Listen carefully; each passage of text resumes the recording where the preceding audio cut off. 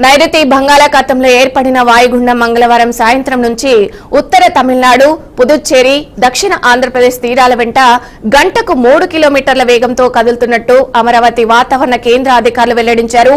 ఇక ఈ వాయుగుండం చెన్నైకి తూర్పు ఆగ్నేయంగా 40 కిలోమీటర్లు, అలాగే పుదుచ్చేరికి ఈశాన్యంగా 120 కిలోమీటర్లు, నెల్లూరుకు దక్షిణంగా ఆగ్నేయంగా 190 కిలోమీటర్ల దూరంలో కేంద్రీకృతమై ఉందని అధికారులు తెలిపారు. ఇక రానున్న 12 గంటల పాటు వాయుగుండ ప్రభావం కొనసాగుతుందని, ఆ తర్వాత 12 గంటల్లో ఇది అల్పపీడనంగా బలహీనపడే అవకాశం ఉందని అంచనా వేశారు. ఇక ప్రస్తుతం వాయుగుండం కేంద్ర ఉత్తర తమిళనాడు, పుదుచ్చేరి తీరాలకు 25 కిలోమీటర్ల దూరంలో ఉందని స్పష్టం చేశారు. వాయుగుండం ప్రభావంతో నేడు నెల్లూరు, తిరుపతి జిల్లాల్లో మోస్తరు నుంచి భారీ వర్షాలు కురిసే అవకాశం ఉందని తెలిపారు. అదేవిధంగా కృష్ణా, ఎన్టీఆర్, గుంటూరు, బాపట్ల, అన్నా, ప్రకాశం, అలాగే రాయలసీమ జిల్లాలో తేలికపాటి నుంచి మోస్తరు వర్షాలు పడే అవకాశం ఉందని వాతావరణ శాఖ అధికారులు వెల్లడించారు. ఇక ఇదే అంశానికి సంబంధించి మరింత సమాచారం మా రిపోర్టర్ శేఖర్ అందిస్తారు. శేఖర్, చెప్పండి, వాతావరణానికి సంబంధించి అప్డేట్స్ ఏంటి? Thank you Vijay. వాస్తవానికి దిత్వా తుఫాన్ ఎఫెక్ట్ అయితే రాష్ట్ర వ్యాప్తంగా కనిపిస్తుంది. ప్రధానంగా నైరుతి బంగాళాఖాతంలో ఆ వాయుగుండం ఏదైతే ఉందో అది ఇంకా కొనసాగుతోంది. చెన్నై సమీపం వరకు ప్రయాణించింది అనేది ఈ వాయుగుండం దాదాపు పుదుచ్చేరి వైపు దిశ కూడా మార్చుకుంది అనేది ఇప్పటికే వాతావరణ శాఖ అధికారులు కన్ఫర్మ్ చేశారు. వాస్తవానికి ఇది తీవ్ర అల్పపీడనంగా కూడా మారి అప్పుడు బలహీనపడుతుంది అనేది భారత వాతావరణ విభాగం మొదటి నుంచి అంచనా వేస్తోంది.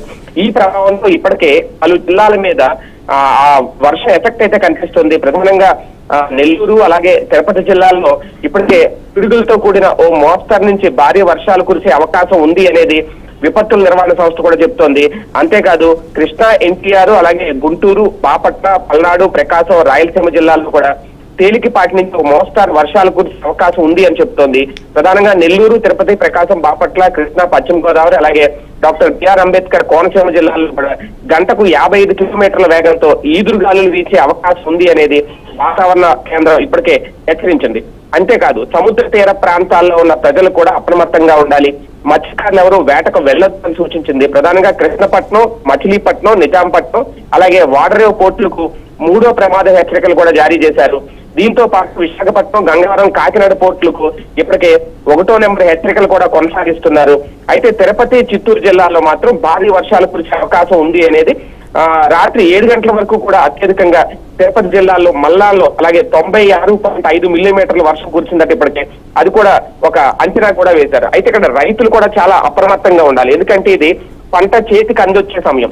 ఈ తుఫాను హెచ్చరికల నేపథ్యంలో రైతులైతే ఇబ్బంది పడుతున్నారు, రైతులు కలవరపడుతున్నారు. ఇప్పటికే మోందా తుఫాను ప్రభావంతో అతలాకుతలం అయిపోయింది రైతు జీవితం.